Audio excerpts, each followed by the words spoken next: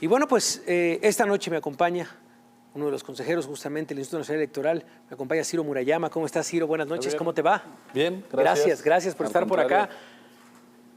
Qué frase la del presidente, ¿no?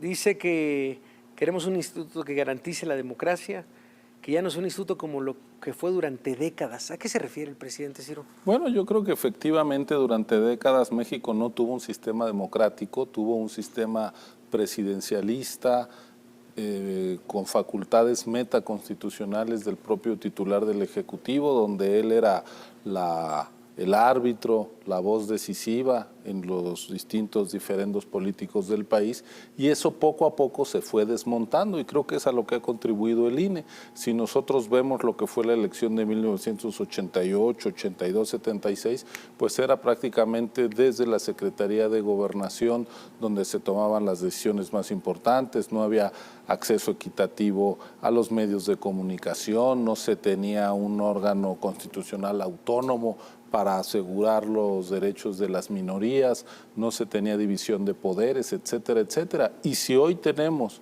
gobernadores surgidos de múltiples partidos, 3 alternancias a la presidencia en lo que va del siglo, poderes legislativos que hacen contrapeso al Ejecutivo, pues se debe a que el voto sea respetado, que la gente ya no cabe en el molde de un solo partido hegemónico, y creo que ese es uno de los grandes aciertos de la vida mexicana de los últimos años. Quizá es en el único terreno en donde podemos decir pasamos de la noche a la mañana en materia electoral, de la opacidad total y del control desde el gobierno de las elecciones a unos comicios auténticamente competidos, transparentes, documentable acta por acta, cómo se construye el resultado de una elección. Entonces, pues en efecto, hay que dejar atrás esas décadas, pero eso se empezó a dejar también hace ya algunas décadas. Tan es así que pues la elección de 2018 de la que surgió este gobierno fue organizada por un instituto que les dio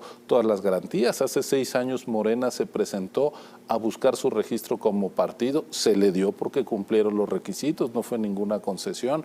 Se presentaron a la elección de 2015, fueron cuarta fuerza, en la de 2018 con claridad fueron la primera fuerza más votada. En fin, ahí está la historia para documentar cómo pues desde hace mucho la época del fraude electoral quedó atrás. A ver, yo creo que lo que mencionas es casi raya en la lógica, en el sentido común, en un avance, el cual, perdón, pero creo que todos hemos sido testigos de lo que ha significado el Instituto Nacional Electoral.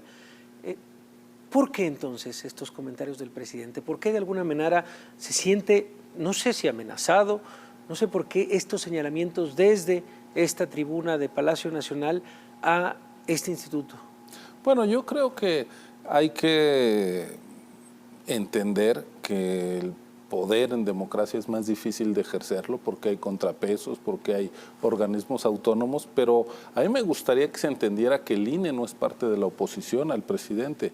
El INE es un organismo autónomo que lo que quiere es que México siga teniendo elecciones confiables, transparentes, sin dados cargados para ningún actor, y por supuesto que no esté al servicio del gobierno en turno.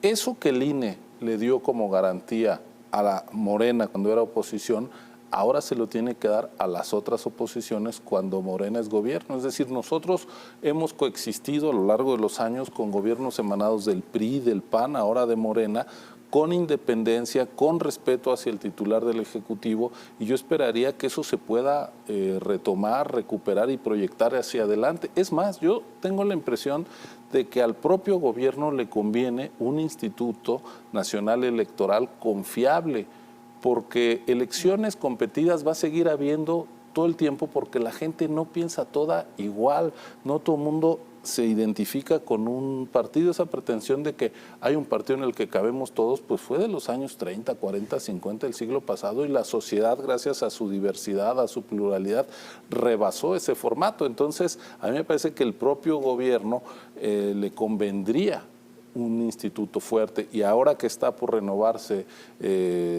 4 asientos del Consejo General con voz y voto, que son de 11 consejeros, pues ojalá que haya la voluntad política a la altura de miras en la Cámara de Diputados para no tratar de alinear personas a algún partido o algún gobierno o al gobierno, sino de tener pues gente respetable que le dé confianza a todos, ¿no? ¿Qué esperas de ese proceso en la Cámara de Diputados? Yo espero que haya mucha atención pública. ¿Parlamento abierto?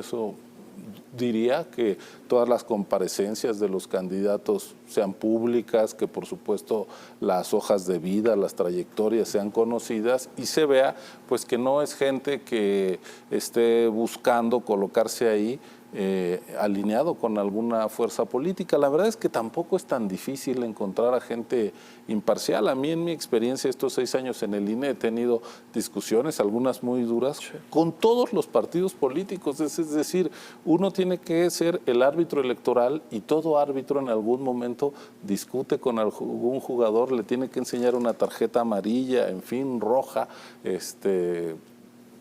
sin que eso comprometa que uno quiera inclinar el juego hacia alguien, ¿no? Entonces, pues esa exigencia básica que además está en la Constitución, pues la deben de poner sobre la mesa los legisladores. A ver, una de las principales preocupaciones y señalamientos desde el Ejecutivo es el dinero que gasta el Instituto Nacional Electoral. No está de acuerdo el INE con la austeridad planteada por el gobierno actual. ¿Qué le contesta Ciro Murayama al presidente y también a varias voces que han dicho el INE gasta de más, el INE quiere ganar más que el presidente, en el INE solo hay excesos y cheques?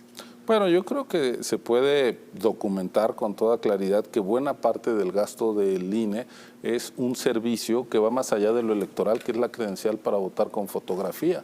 Más de la tercera parte del gasto operativo del INE se va en entregar más de 16 millones de micas, de credenciales infalsificables, que la ciudadanía usa no solo para votar cada 3 años, sino para hacer trámites bancarios en instituciones públicas, etcétera, etcétera. Es decir, creo que la eficiencia y la transparencia del gasto se pueden documentar. No tenemos observaciones de la Auditoría Superior de la Federación en el sentido de que haya excesos y demás. Ahora, otro capítulo, en efecto, es el del gasto, pero ese el de los salarios de los consejeros y de los directivos, pero ese asunto pues se debe a que nosotros siempre ganamos menos que el presidente. Ahora, hubo un momento en el que el nuevo presidente decidió bajar su sueldo de manera drástica y hubo funcionarios que quedaron por encima de lo que el presidente decidió ganar.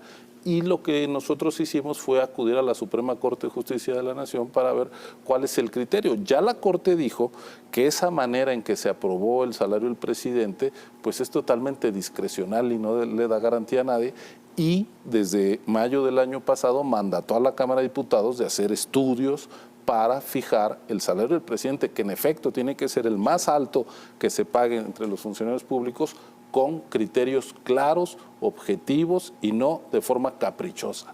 Lo que pasa es que la Cámara pues no ha dado ese paso. Ojalá que la Corte cierre ya todas estas controversias y haya pues un horizonte de claridad para todos. Pero nosotros no tenemos ahí un litigio en especial con el señor presidente de la República. Es un asunto jurídico que nosotros planteamos con toda claridad y estamos en espera que el máximo tribunal resuelva.